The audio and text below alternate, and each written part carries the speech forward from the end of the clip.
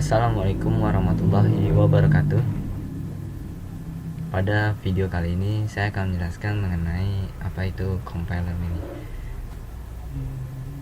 Sebagai seorang programmer mungkin tidak asing dengan yang namanya compiler. Namun apa sih arti dari compiler itu?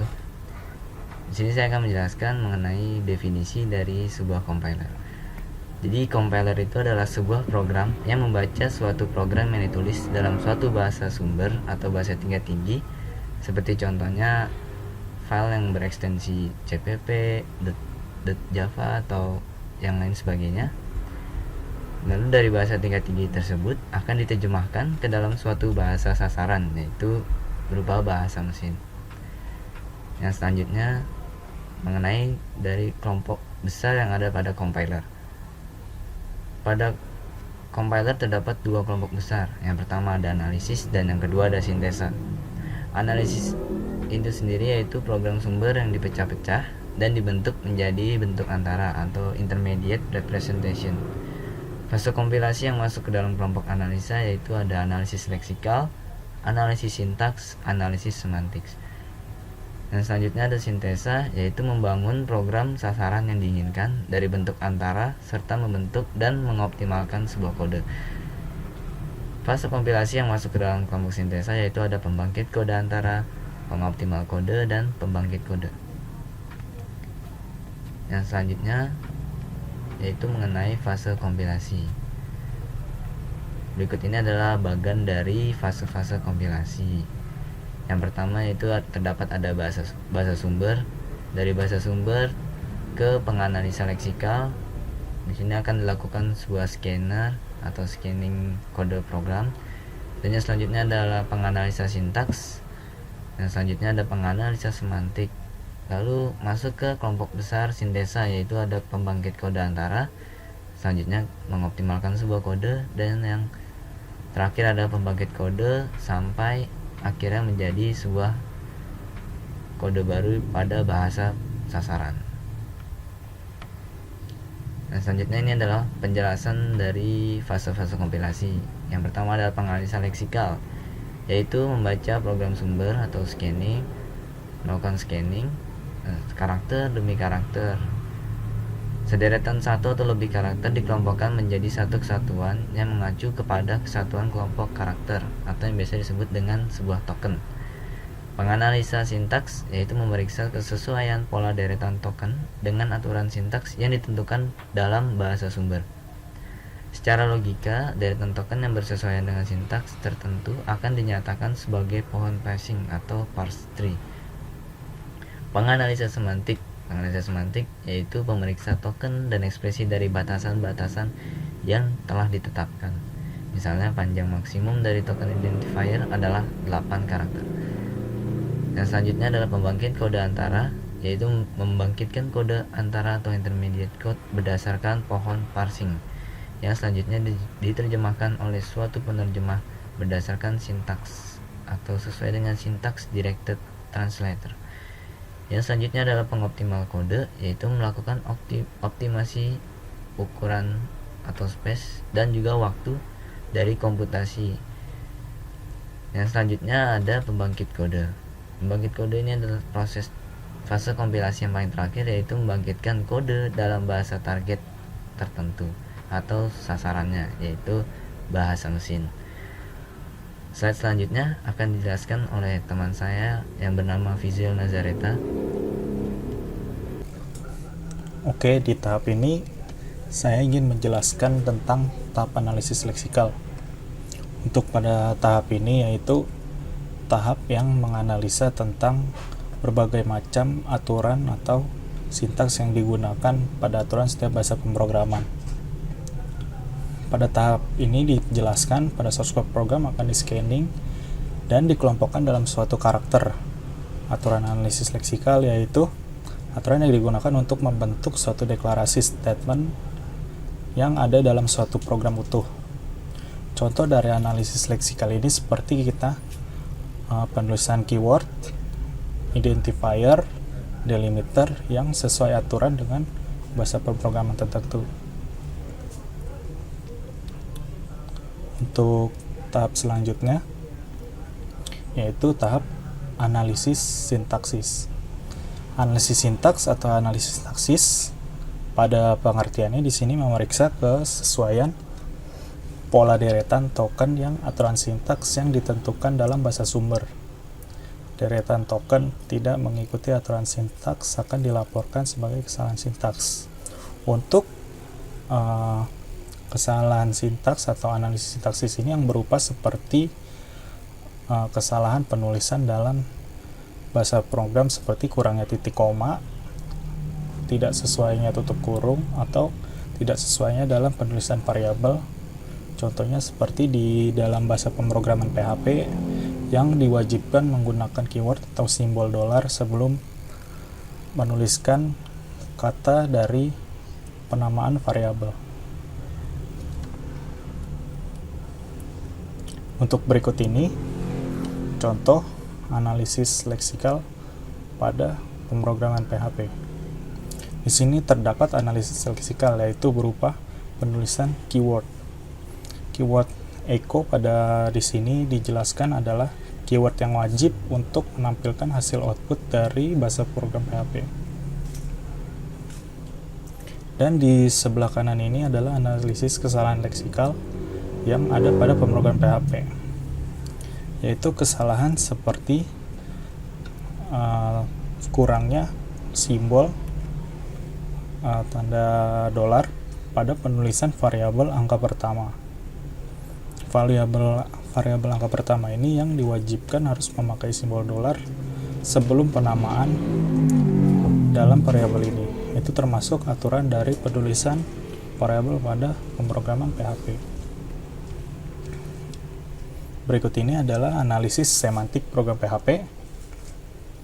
Analisis semantik ini yang berkaitan dengan seperti keyword in, var, dan integer, dan segala macamnya, seperti tipe data yang berkaitan dengan tipe data.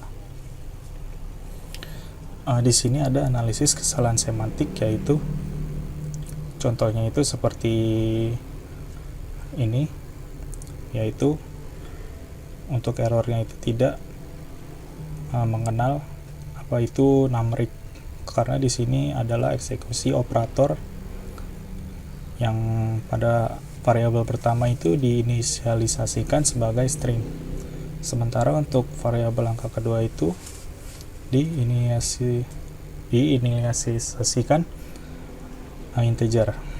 Oleh sebab itu, maka program akan mengeluarkan error seperti ini. Untuk berikutnya, analisis sintaks program pada PHP. Pada analisis ini, contohnya itu seperti kesalahan sintaks yang ada di ini, seperti cetak fungsi pada angka. Untuk mencetak fungsi pada angka ini terjadi error, sintaks error yang kekurangan titik koma sebelum akhir program.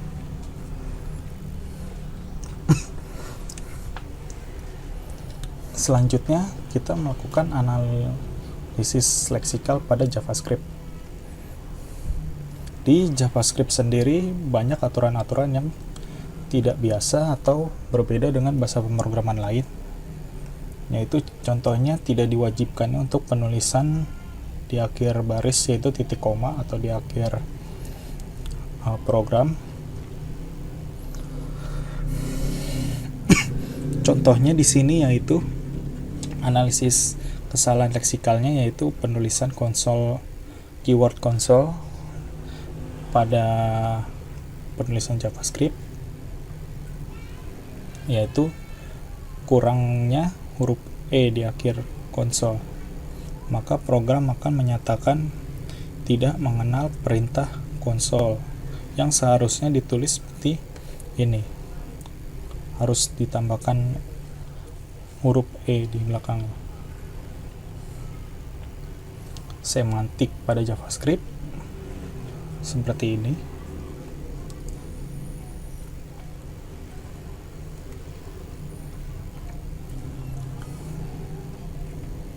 Dan selanjutnya sintaksis. Seperti bahasa pemrograman lain ya. Di sini di akhir tidak ada tutup kurung sebelum akhiran backtick. Sekarang analisis leksikal pada bahasa pemrograman Ruby. Di Ruby adalah bahasa yang sama dengan Python yang tidak harus memakai titik koma di akhirnya. Dan aturan-aturan di bahasa pemrograman Ruby ini jauh berbeda dibanding pemrograman compiler seperti Java, C, dan C++. Untuk kesalahan analisis leksikalnya ini seperti salah dalam penulisan keyword puts, yang di sini tertulis adalah push, yang seharusnya puts.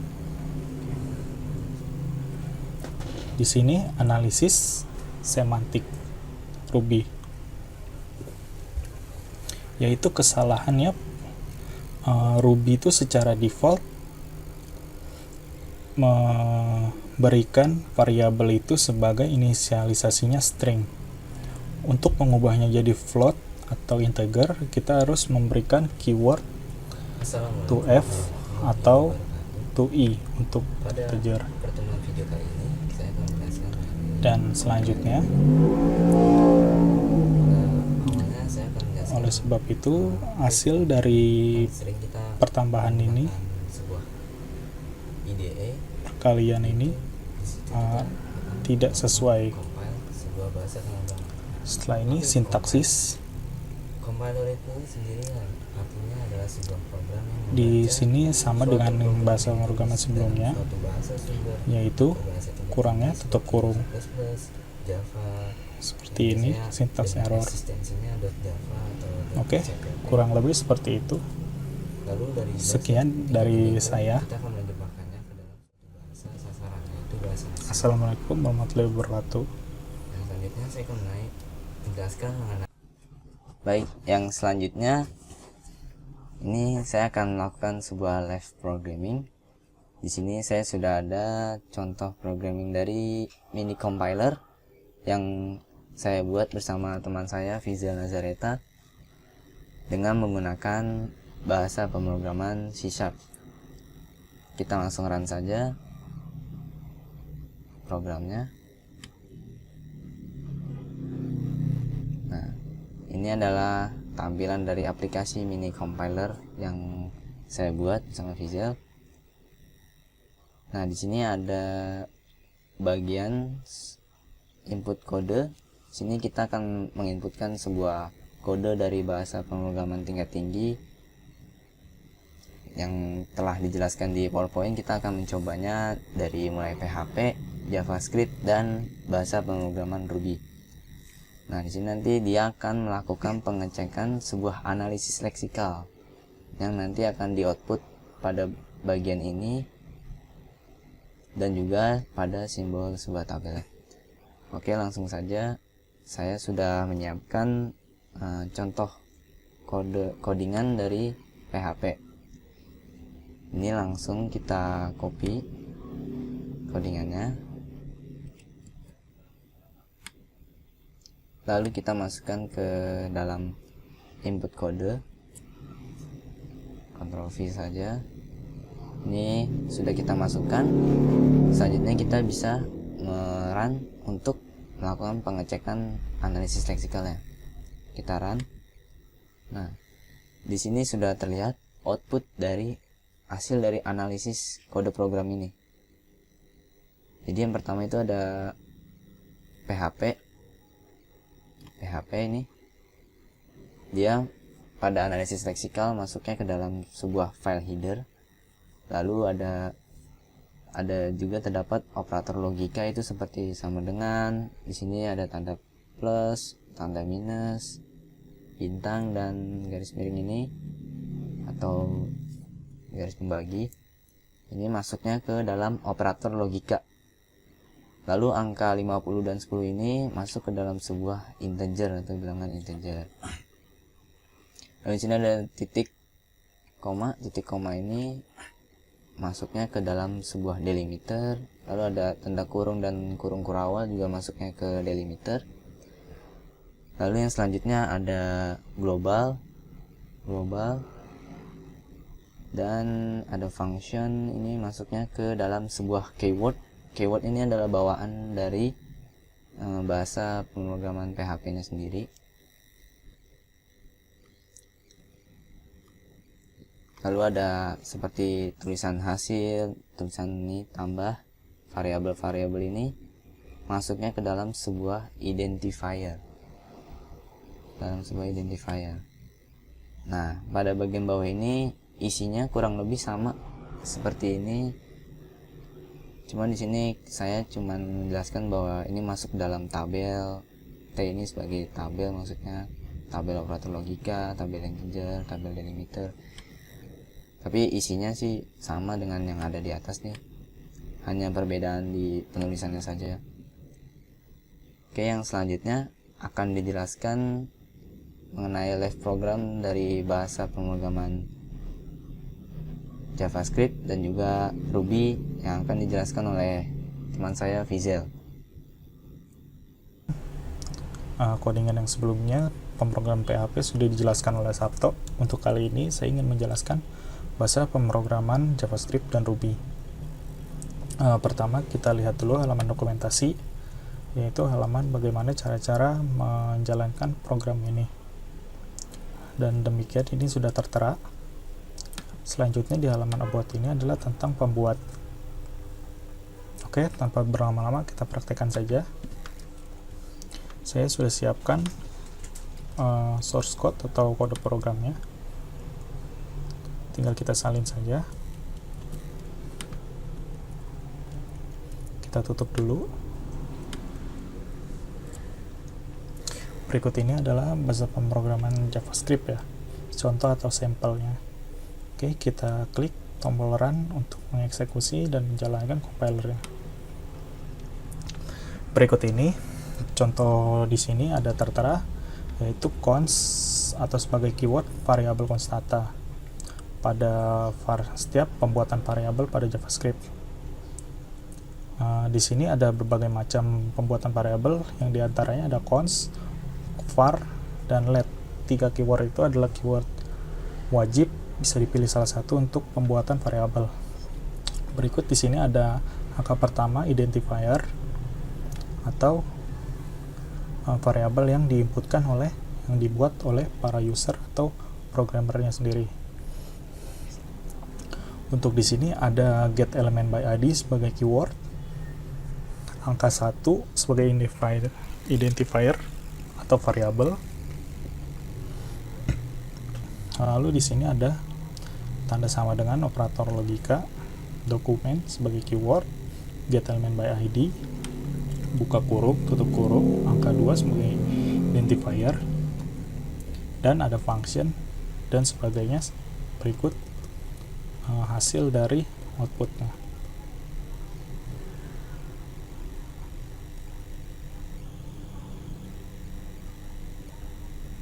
Baik, untuk selanjutnya kita lanjut ke bahasa pemrograman Ruby. Untuk menghilangkan dari inputan ini, bisa kita klik tombol reset untuk mengembalikan ke kondisi awal. Selanjutnya, saya sudah siapkan juga untuk source code Ruby. Tinggal kita siapkan.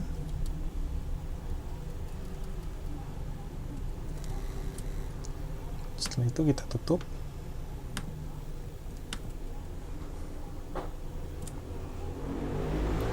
Berikut kita jalankan kode programnya.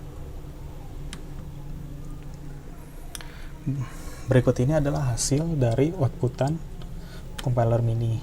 Yang def adalah keyword dari function yang ada di bahasa pemrograman Ruby. Kali angka adalah identifier atau sebagai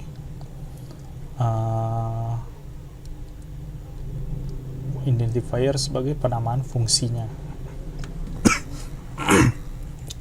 Angka 1 dan angka 2 sebagai nama fungsi, titik sebagai delimiter, dan untuk selanjutnya ini hasil-hasilnya. ada tanda sama dengan sebagai operator logika, bintang sebagai operator, N sebagai keyword, sebagai penutup dari def atau keyword functionnya. Lalu di sini adalah berikut ini ada print dan puts. Itu adalah salah satu dari keyword untuk menampilkan output dari hasil program yang ada di Ruby. Lalu berikut ada gets, com, yang to F untuk mengenerate atau sebagai mengkonversikan dari string menjadi float. Karena sebagai defaultnya itu bahasa pemrograman Ruby secara default variabel diinisialisasikan sebagai string. Dan di sini ada tutup kurung kurawal dan ada tanda seperti sharp kurung kurawal, itu sebagai menandakan concat atau konkatenasi penggabungan antara string dengan variabel yang diinisialisasikan sebagai delimiter antara concat sub buka kurung dan tutup kurung. Oke, sekiranya itu saja. Mohon maaf bila ada kekurangan atau masih ada salah-salah kata. Mungkin masih banyak kekurangan dari aplikasi yang kami buat ini. Kurang lebihnya mohon maaf. Assalamualaikum warahmatullahi wabarakatuh.